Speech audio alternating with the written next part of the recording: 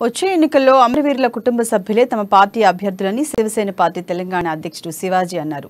నిరుద్యోగులు, మహిళలు, జర్నలిస్టులకు ప్రాధాన్యత ఇస్తామని తెలిపారు. సీఎం కేసీఆర్ రాష్ట్రం ఏర్పడక ముందు అమరవీరుల విషయంలో ఒక మాట, రాష్ట్రం వచ్చాక మరో మాట చెప్పడం సమంజసం కాదని శివాజీ మండిపడ్డారు.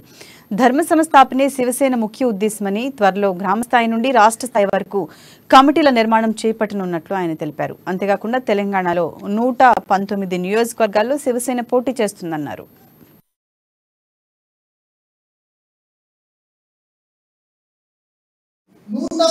నియోజకవర్గాల్లో మా అభ్యర్థులు బడా బిజినెస్ మ్యాన్లు, దొంగలు, లంగలు కావాలన్నా 119 నియోజకవర్గాల్లో పోటీ చేసే మా అభ్యర్థులు ఆస్తులు కాపాడుకోవడం కోసం వచ్చే వాళ్ళు కావాలన్నా మా అభ్యర్థులు తెలంగాణ కోసం ప్రాణాలు అర్పించినటువంటి అమరవీరుల కుటుంబాలకు సంబంధించినటువంటి కుటుంబ సభ్యులన్న మా అభ్యర్థులు.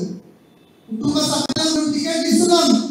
కుటుంబ సభ్యులకు టికెట్లు కేటాయించబోతా ఉన్నాం. తెలంగాణ రాష్ట్ర ప్రభుత్వం పైన దండయాత్ర చేసేది తెలంగాణ అమరవీరుల కుటుంబాలకు సంబంధించినటువంటి కుటుంబ సభ్యుల తెలంగాణ రాష్ట్రం కోసం రక్తం చిందిస్తే, ఈ మట్టిలో కలిస్తే వాళ్ళు అందించినటువంటి త్యాగం, త్యాగం ద్వారానే